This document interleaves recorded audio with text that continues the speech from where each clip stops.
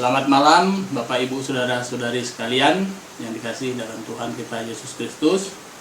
Khususnya malam ini seperti biasa, ini adalah malam persekutuan dari setiap KPW yang ada, yaitu KPW di Batu Bulan, KPW Sidakarya, dan KPW di Pancasari ya. Nah, malam ini mari kita belajar bersama untuk kebenaran firman Tuhan, terambil dari Yohanes 13 ayat yang ke-30, dan renungan saya memberikan judul Yudas memilih berjalan sendiri. Ya, mari kita lihat Yohanes 13 ayat 30. Yudas menerima roti itu lalu segera pergi. Pada waktu itu hari sudah malam. Nah, kita melihat banyak kisah yang tertulis dalam Alkitab yang memiliki bermacam pesan dan pelajaran bagi saya dan saudara. Nah, pada malam hari ini mari kita melihat salah satu dari kisah yang awalnya terasa indah, tetapi memiliki akhir yang sangat tragis. Nah, kehidupan Yudas yang tertulis di Alkitab seringkali kita melihatnya adalah sesuatu yang terjadi karena ketamakan daripada Yudas akan hal-hal duniawi. Tetapi apabila kita teliti lebih dalam, ada beberapa hal yang melatar belakangi hal tersebut.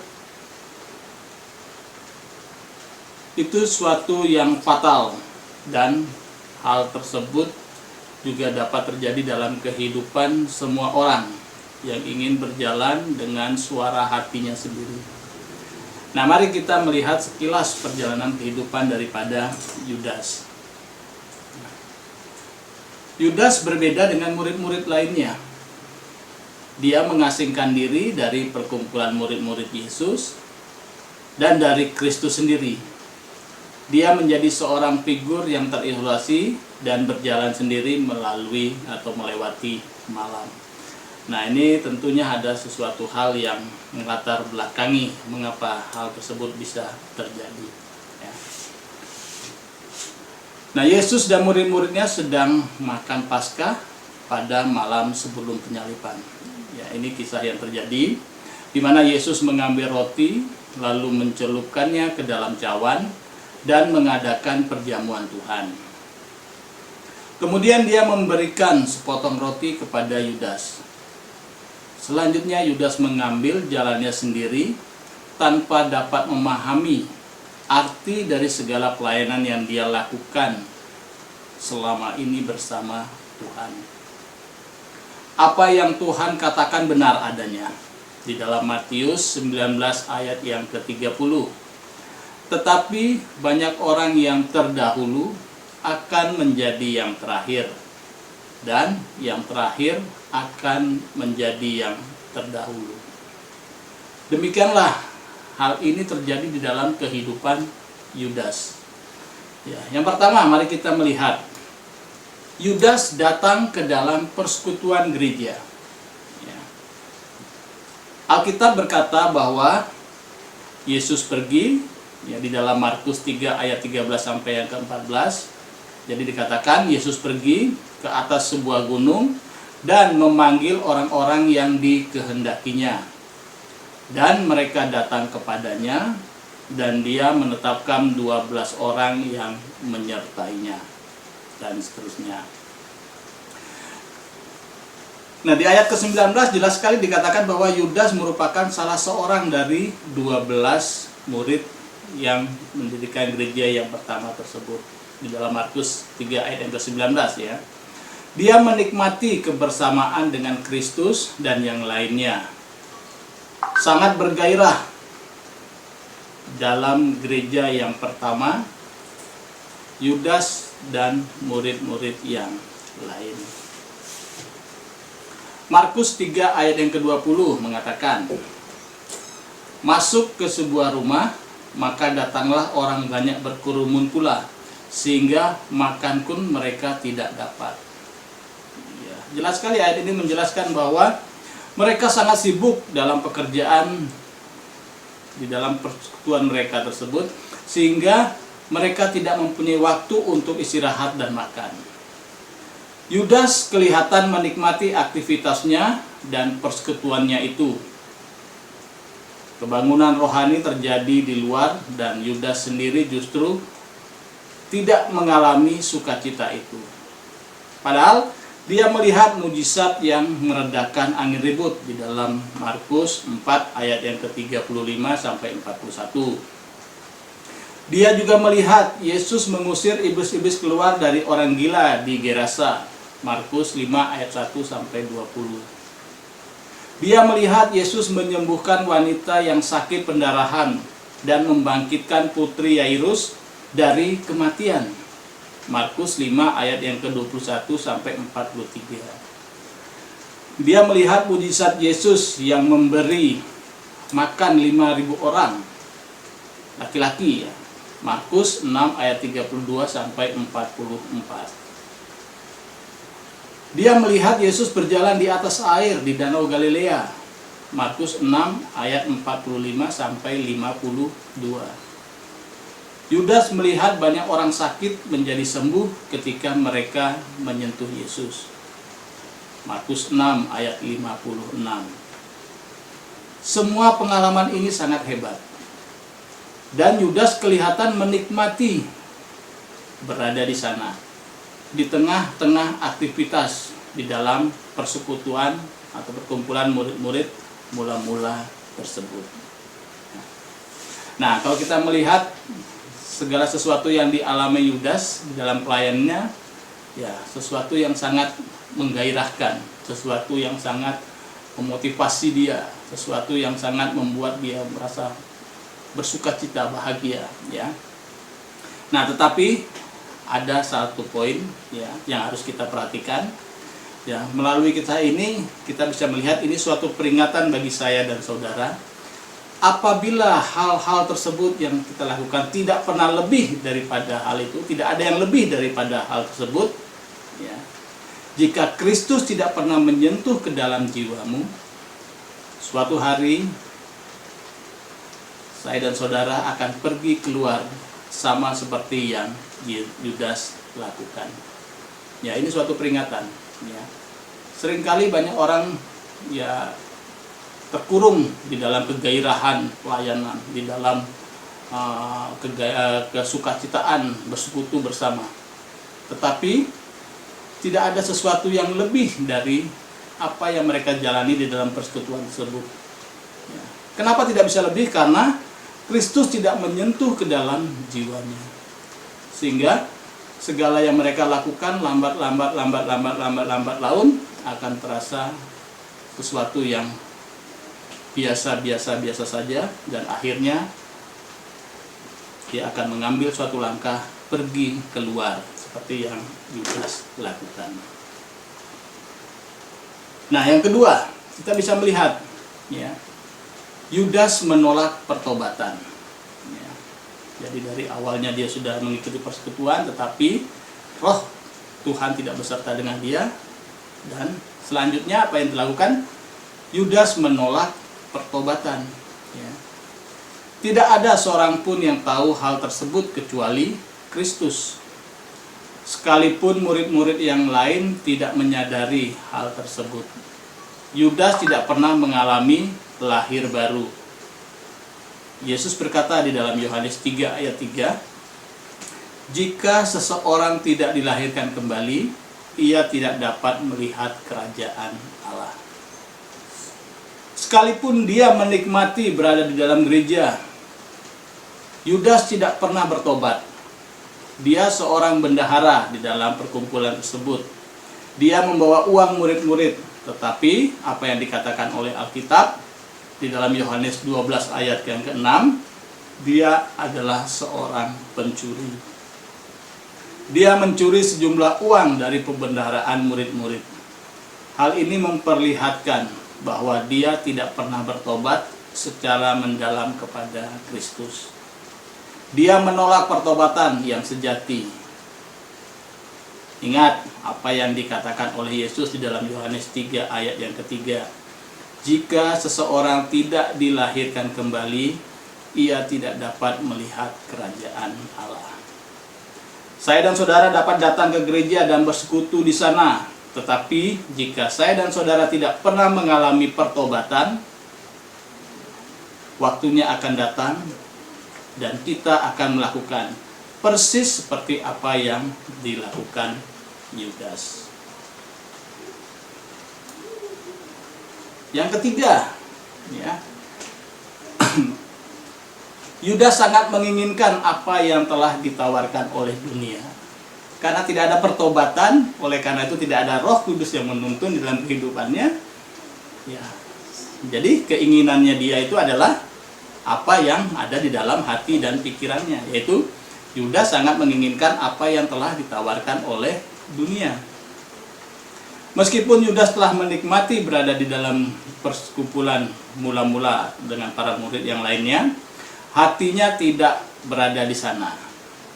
Dia menginginkan apa yang ditawarkan oleh dunia. Kemudian, pergilah seorang dari ke-12 murid itu yang bernama Yudas Iskariot kepada imam-imam kepala. Ia berkata, "Apa yang hendak kamu berikan kepadaku, supaya aku menyerahkan dia kepada kamu?" Mereka membayar 30 uang perak kepadanya, dan mulai saat itu ia mencari kesempatan yang baik untuk menyerahkan Yesus. Bapak Ibu Saudara bisa membaca dalam Matius 26 ayat yang ke-14 sampai yang ke-16. Ya. Yudas pergi meninggalkan bait Allah. Dia terkesan oleh bangunan yang besar. Dia terkesan oleh imam-imam. Dia terkesan oleh penawaran sejumlah uang yang diberikan kepadanya. Dia menginginkan apa yang mereka dapat berikan lebih daripada dia menginginkan Kristus. Dan ini banyak terjadi dalam kehidupan kekristenan, ya. Kita bisa melihat seorang boleh tetap kelihatannya melakukan pelayanan, ya karena hal-hal tersebut. Dia terkesan oleh ini, dia terkesan oleh itu, dia terkesan oleh ini, tetapi di dalam hatinya dia tidak pernah terkesan atau tidak pernah menginginkan Kristus. Nah, kita telah diberitahukan, ya, tentang kebenaran. Jika ada sesuatu di luar sana yang saya dan saudara inginkan lebih daripada Kristus, saya dan saudara juga belum bertobat. Dan segera atau sesudahnya, langkah yang kita ambil juga sama seperti apa yang dilakukan Yudas, di mana kita berjalan seorang diri tanpa penyertaan Tuhan, tanpa penyertaan Roh Kudus. Itu yang akan terjadi. Dan akhirnya, poin yang keempat, kita bisa melihat di dalam kehidupan Yudas, di mana Yudas dikuasai oleh setan. Setan sungguh nyata. Dan Alkitab memberitahukan kepada saya dan saudara bahwa setan merasuki Yudas sebanyak 2 kali. Waktu pertama terjadi ketika sebelum dia menemui imam-imam dan membuat kesepakatan dengan mereka untuk mengkhianati Yesus. Lukas 22 ayat yang ketiga mengatakan, "Maka masuklah setan ke dalam Yudas yang bernama Iskariot, seorang dari ke-12 murid itu." Waktu kedua saat setan merasuki dia terjadi pada malam dia mengkhianati Tuhan. Yohanes 13 ayat yang ke-27 mengatakan, "Dan sesudah Yudas menerima roti itu, ia kerasukan setan." Ya, iblis sungguh nyata. Dan maksudnya adalah untuk menghancurkan saya dan saudara. Alkitab berbicara tentang hal terjerat, ya, di dalam jerat iblis. Itu jelas sekali di dalam 2 Timotius 2 ayat yang ke-26. Nah, jalan satu-satunya hanya Kristus yang dapat menyelamatkan saya dan saudara dari jerat iblis. Saya dan saudara harus datang segera kepada Kristus dan bertobat untuk dapat lepas dari genggaman setan.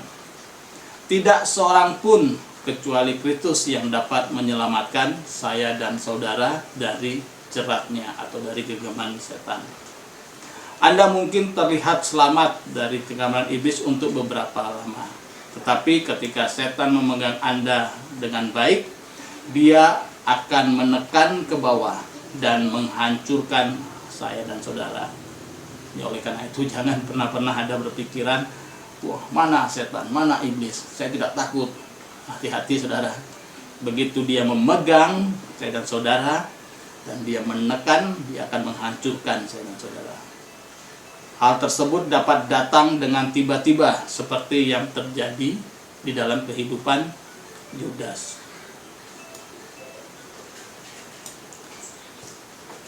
Nah, apa yang akhirnya terjadi? Ya, yang dahulu menjadi yang terakhir. Tuhan mengatakan demikian.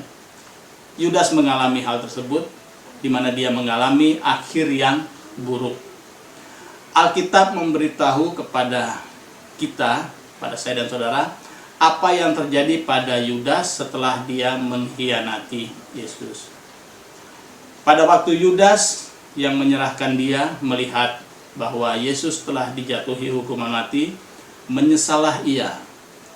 Lalu ia mengembalikan uang yang 3 perak itu kepada imam-imam kepala dan tua-tua dan berkata, "Aku telah berdosa karena telah menyerahkan darah orang yang tak bersalah." Tetapi jawab mereka, "Apa urusan kami dengan itu? Itu urusanmu sendiri." Maka ia pun melemparkan uang perak itu ke dalam bait suci, lalu pergi dari situ dan menggantung diri. Matius 27 ayat 3-5. Kita melihat di sini bahwa penyesalan daripada Yudas di dalam bahasa aslinya itu adalah penyesalan secara duniawi. Ya, tidak ada pertobatan. Oleh karena itu, segala penyesalannya tidak membawa suatu dampak yang baik bagi kehidupannya atau bagi dirinya, di mana dia lalu melakukan sesuatu yang fatal, yaitu menggantung dirinya. Sudah terlambat bagi Yudas untuk diselamatkan. Dia telah melewati garis batas, dia telah pergi meninggalkan anugerah Allah. Yudas berjalan sendiri, dia tidak pernah berjalan bersama Roh Kudus, sehingga segala apa yang telah dia rasakan dari mulanya semuanya sia-sia. Ya. Apa yang dia rasakan di dalam pelayanannya bersama dengan Tuhan, apa yang dia lihat, semuanya adalah sia-sia pada akhirnya. Nah, di sini ada sebuah bahaya yang sedang menuju ke arah saya dan saudara. Hal itu yang menjadi alasan hal tersebut dikatakan. Mengapa engkau sendiri dalam sepi? Pulanglah, kembali ke gereja. Mengapa Anda membiarkan diri terhilang? Pulanglah kepada Yesus Kristus, Anak Allah, dan dengarkanlah suara Roh Kudus. Satu hal yang sangat fatal dilakukan Yudas. Dia menyatakan menyesal, tetapi dia tidak pulang. Dia tidak datang kepada Kristus. Tetapi dia hanya menyampaikan suatu emosi duniawi tentang suatu penyesalan. Tetapi dia tidak mengambil suatu langkah iman untuk dilahirkan kembali bersama Kristus. Nah, inilah Bapak Ibu Saudara sekalian yang mungkin bisa menjadi suatu pelajaran bagi kita, ya.